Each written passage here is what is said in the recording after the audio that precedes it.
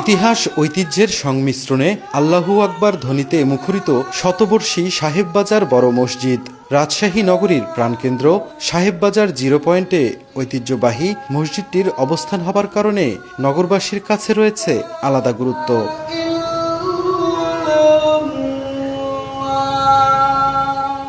1857 সালে তৈরি এই মসজিদটি মাঝে নিশ্চিহ্ন হবার উপক্রম হলেও বর্তমানে 5 ওয়াক্ত নামাজ আর কুরআন তেলাওয়াতের স্বর্গীয় আমেজে মুখরিত মুসল্লিদের হৃদয়।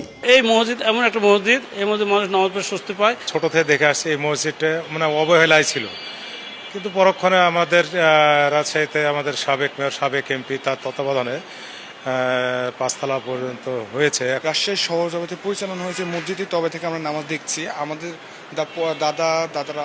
দাদা বাপ চাচা সবাই এই মসজিদে নামাজ পড়েছে। পুরো রমজান জুড়ে এখানে খতম তারাবি হয়, সাথে সাথে খতম হয়ে গেছে।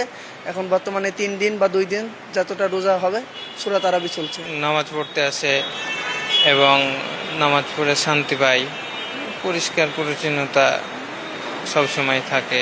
ট্রু 700 ppm আকিশ বসির গ্লাস কেনার আগে দেখে নিলেই জিতবেন। স্থানীয়দের দাবি 1921 সালের পূর্বে এখানে 3টি গম্বুজ বিশিষ্ট একটি মসজিদ ছিল, কিন্তু সেখানে একটি মেহরাব ছাড়া অন্য চিহ্নগুলো ধ্বংস হয়ে যায়। 19বিংশ শতাব্দীর দ্বিতীয়ার্ধে মসজিদটি গম্বুজ বিশিষ্ট হবার কারণে ধ্বংসপ্রাপ্ত মসজিদটিকে অনেকেই মন্দিরের ধ্বংসাবশেষ বলে দাবি করা শুরু করেন, আর একটি মাত্র মেহরাব থেকে মসজিদটির পুনরায় নির্মাণ করা হয়। 1923 সালে রাজশাহী সদর মহকুমা ম্যাজিস্ট্রেটের সরেজমিন তদন্ত নিয়ে প্রচলিত রয়েছে চমকপ্রদ ঘটনা। হিন্দু এবং মুসলমান উভয়েই এই স্থানটি তাদের ধর্মীয় উপাসনালয় দাবি করায় বাধে ঝামেলা। বিবাদমান মসজিদটির তদন্তের জন্য সরেজমিনে ম্যাজিস্ট্রেট মহকুমা আগমন করেন। এ সময় স্থানীয় হিন্দু এবং মুসলিম নেতৃস্থানীয় ব্যক্তিবর্গের সাথে আলাপ করতে করতে মসজিদটির ভেতরে প্রবেশ করেন। এ সময় উপস্থিত মুসলমানরা খরম বা চপ্পল খুলে প্রবেশ করেন, আর হিন্দুরা খরম বা চপ্পল পরে ভেতরে প্রবেশ করেন। এ সময় ম্যাজিস্ট্রেট উপস্থিত সকলের সামনে ঘোষণা করেন এই স্থাপনাটি মসজিদ ছিল। এ সময় হিন্দু কর্তা ব্যক্তিরা প্রশ্ন তুললে ম্যাজিস্ট্রেট বলেন, এটা যদি হিন্দুদের উপাসনা গৃহ হতো তবে চপ্পল পরে তারা ভেতরে আসতেন না। মহকুমা বা ওই সময় যিনি বিচারক ছিলেন, উনি যখন হিন্দুরা দাবি করেছিল, মুসলিমরাও দাবি করেছিল, ওনাদেরকে নিয়ে যখন সেই সময়ের যে প্রাচীন যে নির্মাণ ছিল সেখানে ঢুকেছিলেন, তো মুসলিমরা জুতা খুলে প্রবেশ করেছিলেন আর হিন্দুরা তারা ওই পায়ে এসেছিল। তখন ওই সময় বিচারক বলেছিলেন যেটা মুসলমানদের মসজিদই হবে, কারণ হলো তারা তাদের পবিত্র জায়গা মনে করে তারা জুতাটা খুলে এসেছে। আপনারা যদি আপনাদের মন্দিরই জানতেন তাহলে জুতাটা পরে আসতেন না। আলহামদুলিল্লাহ আমাদের এই মসজিদটা এখন বর্তমান যে অবকাঠামো, এটা 2004 সালের তৈরি, এখন যেটাতে আমরা দাঁড়িয়ে কথা বলছি। আর সর্বপ্রথম আমরা মসজিদ হিসেবে আমি যতটুকু জেনেছি 1857 নির্মাণ হয়। এরপরে পুনরায় জাঁকজমকভাবে নির্মাণ হয় আপনার 1923 সালে।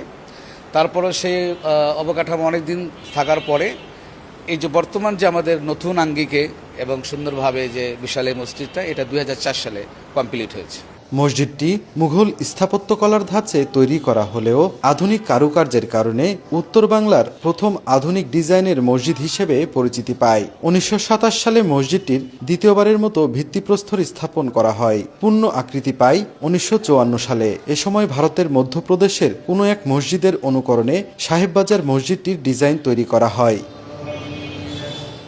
15.60 শতক জমির উপর পুনর্নির্মিত মসজিদটিতে 4টি তলা রয়েছে, যাতে একসাথে 3000 মুসল্লি নামাজ আদায় করতে পারেন। মসজিদ ভবনের উত্তর ও দক্ষিণে 2টি সিঁড়িসহ 4টি অজুখানা, 1টি গ্রন্থাগার এবং ইমাম ও মুয়াজ্জিনের থাকার ব্যবস্থা রয়েছে। 4 গম্বুজ ও 1টি মিনার সম্বলিত মসজিদের নিচতলার আয়তন 2500 বর্গফুট। দ্বিতীয়, তৃতীয় ও চতুর্থ প্রতিতলার আয়তন 4500 বর্গফুট। মসজিদটি পুনর্নির্মাণের জন্য 2004 সালে ভেঙে ফেলা হয় পুরাতন অবকাঠামো। এরপর 2 দফায় প্রায় 7 কোটি টাকা ব্যয়ে নির্মাণ করা হয় সাহেববাজার বড় মসজিদ। সাইফুর রহমান রকি, সময় সংবাদ, রাজশাহী।